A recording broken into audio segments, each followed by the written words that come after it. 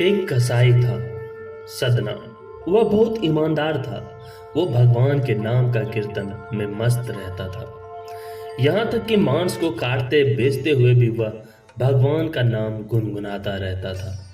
एक दिन वह अपनी ही धुन में कहीं जा रहा था कि उसके पैर से कोई पत्थर टकराया। वह रुक गया। उसने देखा एक काले रंग के गोल पत्थर से उसका पैर टकरा गया है।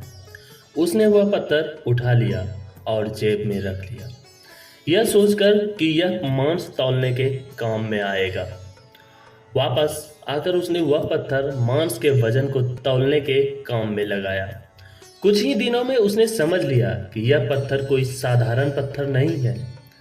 जितना वजन उसको तौलना होता, पत्थर उतने ही वजन का हो जाता।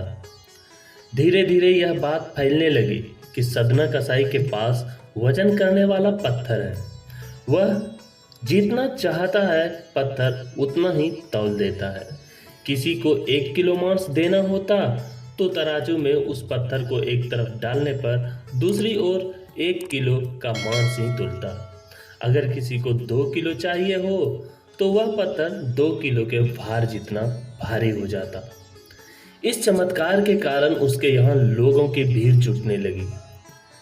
भीड़ जुटने के साथ ही सदना की दुकान की बिक्री भी बढ़ गई।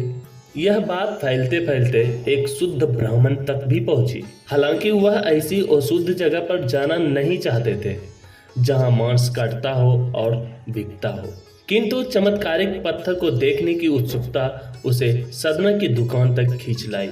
दूर से खड़ा हुआ सदना कसाई को मीट तौलते देखने लगा। उसने देखा कि कैसे वह पत्थर हर प्रकार के वजन को बराबर तौल रहा था। ध्यान से देखने पर उसके शरीर के रोए खड़े हो गए। भीड़ के छटने के बाद ब्राह्मण सदना कसाई के पास गया। ब्राह्मण को अपनी दुकान में आया देखकर सदना कसाई बहुत प्रसन्न हुआ और आश्चर्यचकित भी। बड़ी नम्रता से सदना ने ब्राह्मण को बैठने के लिए स्थान दिया और पूछा कि वह उनकी क्या सेवा कर सकता है। ब्राह्मण बोला, तुम्हारे इस चमत्कारिक पत्थर को देखने के लिए ही मैं तुम्हारी दुकान पर आया हूँ, या यूं कहें कि ये चमत्कारिक पत्थर मुझे खींचकर तुम्हारी दुकान पर ले आया है। बातों ही बातों में उन्होंने सदना कसाई को बताया कि जिसे पत्थर समझकर वो मांस तौल रहा है, वास्तव में वो शालिग्राम जी हैं, जो कि भगवान का ही स्वरूप होता है।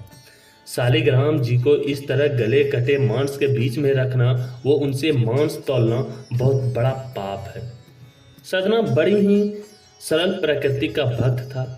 ब्राह्मण की बात सुनकर उसे लगा कि मैंने अनजाने में बहुत बड़ा पाप कर दिया हूँ।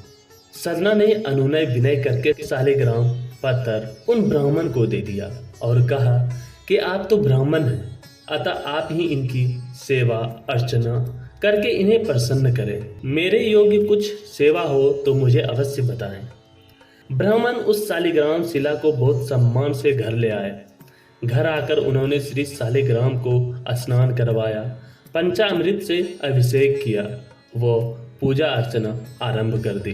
कुछ दिन ही बीते थे कि उन ब्राह्मण के स्वप्न में श्री शालिग्राम जी आए और कहा, हे ब्राह्मण, मैं तुम्हारी सेवाओं से प्रसन्न हूँ, किंतु तुम मुझे उसी कसाई के पास छोड़ आओ। स्वप्न में ही ब्राह्मण ने कारण पूछा तो उत्तर मिला कि तुम मेरी अर्चना पूजा करते हो, मुझे अच्छा लगता है, परंतु जो भक्त मेरे नाम का गुणगान कीर्तन करते रहते हैं उनको मैं अपने आप को भी बेच देता हूँ।